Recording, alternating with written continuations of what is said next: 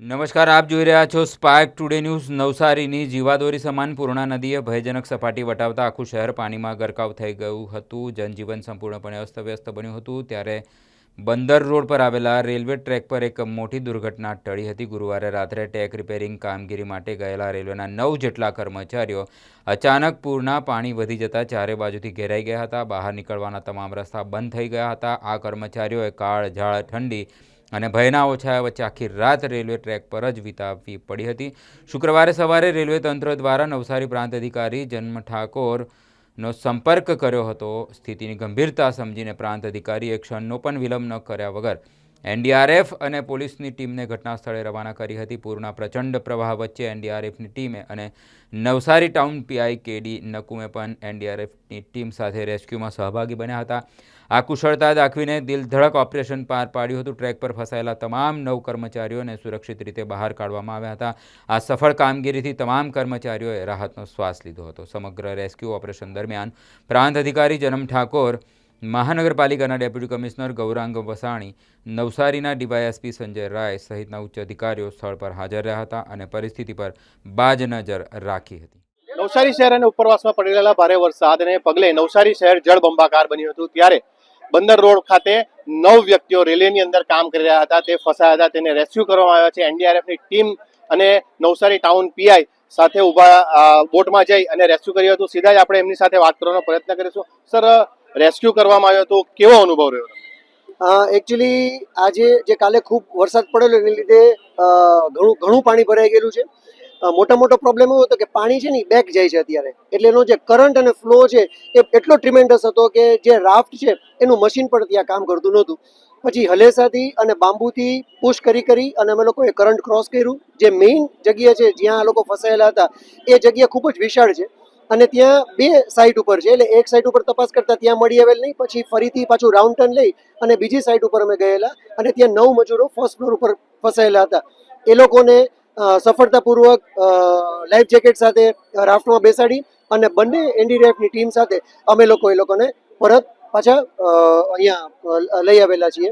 જે અનુભવ છે એ બહુ જ કપરો, મારી જિંદગીનો આ બીજો અનુભવ છે. પણ જે પ્રકારનું સ્ટ્રગલ અમે લોકોએ જે કરી છે એનાથી એટલું સમજાય છે કે કોઈ પણ સામાન્ય માણસ છે એને આવા કોઈ પણ પ્રવાહ છે એની અંદર પડવું પણ ના જોઈએ. અને જે આપણે રોડ ઉપરથી પૂરના પાણીમાં નીકળવાનો પ્રયાસ કરીએ છીએ એ તો સદંતર ના કરવો જોઈએ. Thank you.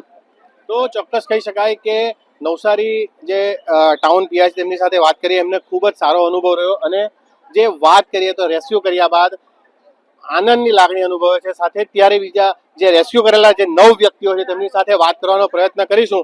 તો નવસારી શહેરની અંદર બંદર રોડ ખાતે જે 9 લોકો ફસાયા હતા તેમની સાથે વાત કરો. અત્યારે તો એ લોકો હેમખેમ રીતે બહાર આવ્યા છે અને જમી રહ્યા છે. પરંતુ થોડીક વાત કરવાનો પ્રયત્ન કરીશું. भाई, તમને ડિસ્ટર્બ કરવા માંગીશ जमता पहले तो आपका नाम बताएं और कितने लोग फंसे थे और क्या काम कर रहे थे? हम रेलवे काम करते थे और 9 लड़के थे हम साथ में। 9 लड़के सारे लोग फंस गए थे। जब ये टीम पहुंची तब तो जान में जान आई, नहीं तो मैं तो सोच रहा था आगे क्या होगा। तो 9 लोग फंसे थे और जान में जान आई.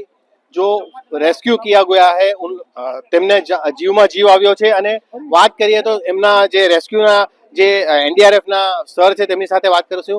સર, થોડા बात कर लीजिए. सर, 9 लोगों को रेस्क्यू किया गया है, क्या कहना चाहेंगे?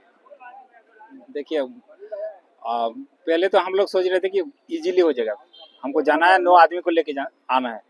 लेकिन फिर जब हमारा पहला बोट गया तब देखा कि पानी में करंट था और बोट डिसबैलेंस हो रहा था, आगे बढ़ नहीं पा रहा था. और फिर वो जो ओवीएम है, ओवीएम चला भी नहीं पा रहे थे, वहाँ पे कम पानी में नहीं चलाते.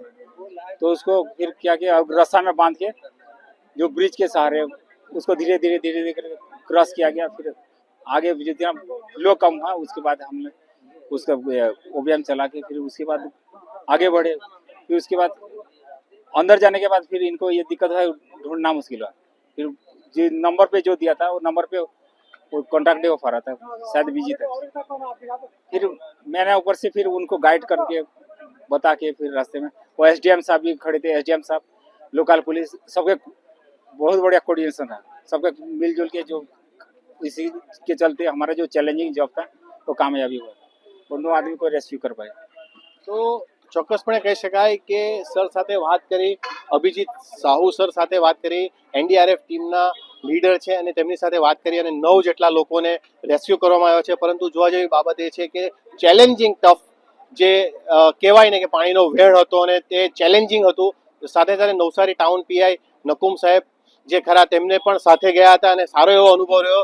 સાથે જ નવસારીના પ્રાંત અધિકારી, નવસારીના ડીવાયએસપી સંજય રાય અને જે કહી શકાય કે નવસારી મહાનગરપાલિકાના નાયબ કમિશનર ગૌરાંગ વસાણી સાહેબ પણ સાથે રહી અને આ જે 9 વ્યક્તિઓ જે ફસાયા હતા તેમને રેસ્ક્યુ કરવામાં આવ્યા છે. મિનેશ ન્યૂઝ નવસારી.